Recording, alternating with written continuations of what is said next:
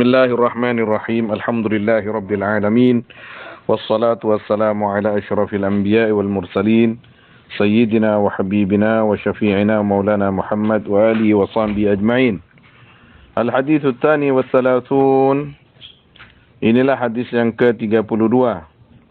An Abi Ayyub Al-Ansari radhiyallahu anhu anna Arabiyan, sesungguhnya seorang Arabi ini seperti yang dijelaskan di hadis-hadis yang sebelumnya, merupakan orang Arab kampung yang jauh dari kota.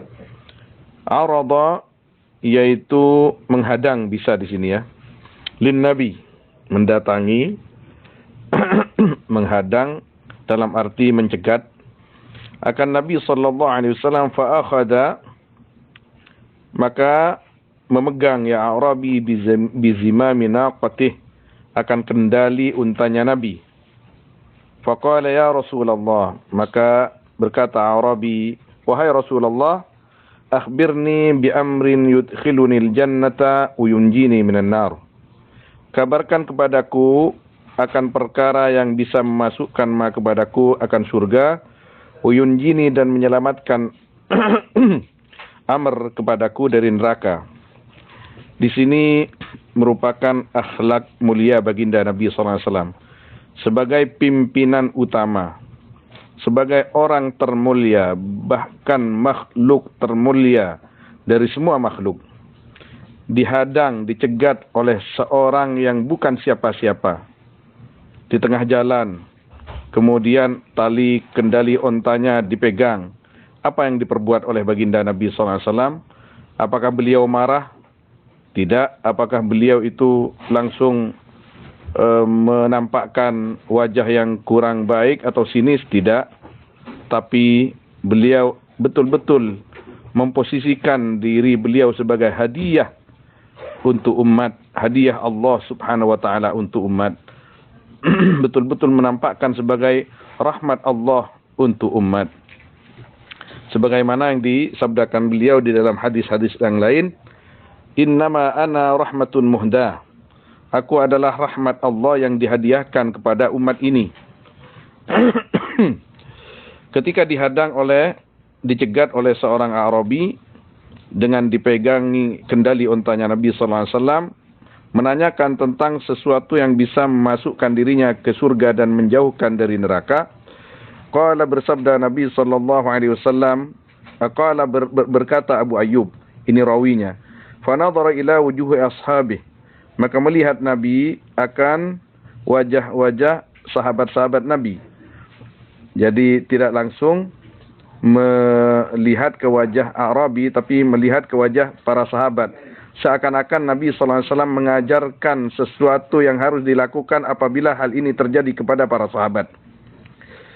Beliau memberikan keteladanan yang baik kepada sahabat-sahabat yang lain, yang apabila seorang alim dicegat oleh penduduk biasa, ditanyakan tentang hukum agama, akhlak yang seharusnya dilakukan, maka dengan sukarela, bahkan dengan penuh rasa bahagia, berhenti untuk menjawab permintaan atau pertanyaan mereka.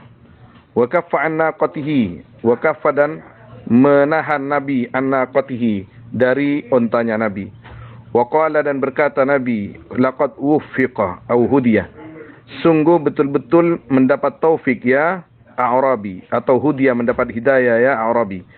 Kata beliau, ini orang mendapat taufik dari Allah, mendapat hidayah dari Allah untuk bertanya tentang agama.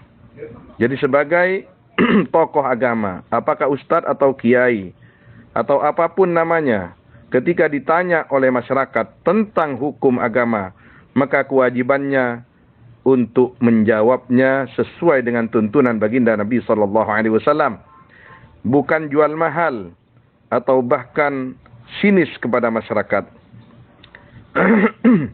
Kemudian Nabi sallallahu alaihi wasallam bersabda, la tusyrik billahi syai'a, jangan menyekutukan kamu billahi, kepada Allah, syai'an, akan suatu. Kamu menyembahlah hanya kepada Allah, jangan menganggap yang lain sebagai Tuhan. Wa tuqimus shalah, dan menegakkan kamu akan salat. jangan musyrik, dan hendaknya kamu tegakkan salat, wa tu'ti zakah, dan bayarlah akan zakat. Kemudian wa tasilur rahimah, dan menyambung kamu akan rahim. Ini yang dipesankan Nabi SAW kepada seorang Arabi tersebut yang akan memasukkan dirinya ke surga dan menyelamatkan dari neraka.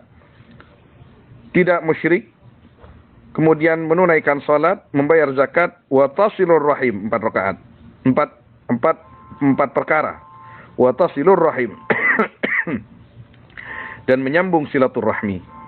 Kemudian Nabi SAW mengatakan, da'in naqah, biarkan untaku. Artinya tinggalkanlah akan unta. Artinya dipegang untanya, kendalinya itu dipegang. Ini da'in naqah ini hikayah, sejarah keteladanan baginda Nabi SAW bagaimana bersikap atau menampakkan kasih sayangnya kepada siapapun. Da'in naqah, lepaskan untaku. Jadi bukan langsung esentel canreng matura atau esentak, tidak.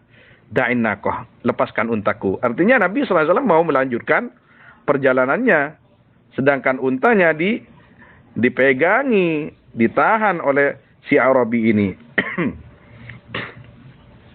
Subhanallah.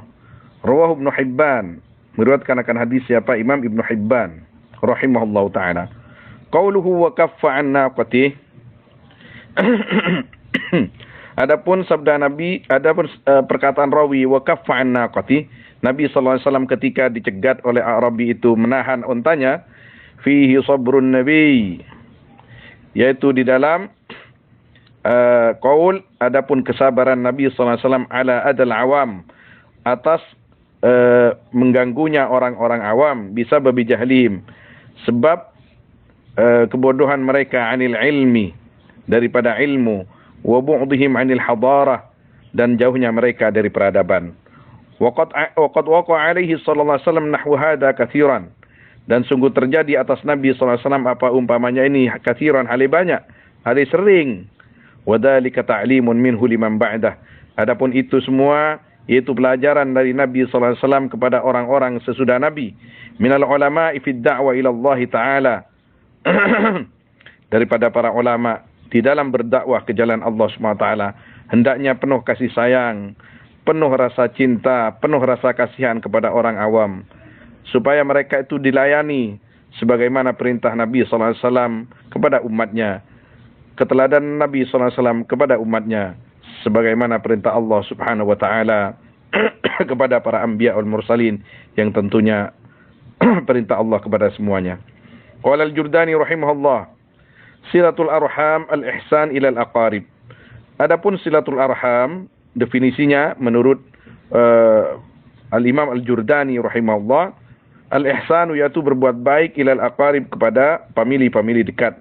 Wa in ba'udu, dan walaupun jauh mereka al-aqarib, artinya dekat, agak jauh dikit terus.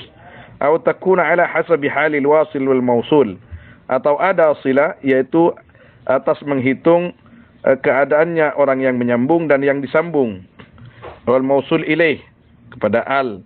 Fataratan takunu bil mal, maka bisa saja dalam satu kesempatan ada silah, yaitu dengan harta. Wataratan takunu bil khidmah, dan di dalam keadaan atau situasi yang lain ada silah, yaitu dengan berkhidmah. Wataratan takunu bil ziarah, dan satu kesempatan yang lain ada silah, yaitu dengan ziarah. Artinya yang namanya silaturrahim itu bisa dengan mendatangi. Oke.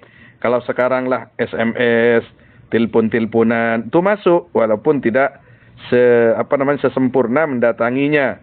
Kemudian berkhidmah melayani, misalkan berjauhan itu tidak apa-apa, tapi ada khidmah. Saudara kita, misalkan kita sendiri ada di Madura, saudara kita ada di Kalimantan, sedang membutuhkan pertolongan atau bantuan uang atau apapun, atau walaupun hanya pendapat, ditelepon atau ditransfer uang dan lain sebagainya, butuh beras, kita kasih beras, itu silah namanya. Tidak selamanya harus didatangi ke rumahnya. Takunu bil mal dengan harta, atau dia ini memerlukan pertolongan di perjalanan atau dimanapun, Tidak harus dengan mendatanginya, tapi bisa dengan membantu dengan cara apapun, kemudian dengan harta juga. Itu sudah masuk dalam definisi atau kategori silaturrahim menurut Imam Al-Jurdani, dan ini pasti disepakati oleh semua ulama. Waffaqana Allah wa iyyakum lima yuhibbu wa yarda, amin ya rabbal alamin. Sallallahu alaihi wasallam ala sayyidina Muhammad wa alihi wasahbihi ajma'in. Walhamdulillahi rabbil alamin. Waktu berbuka puasa di Makkah Al-Mukarramah kurang sekitar 6 menit.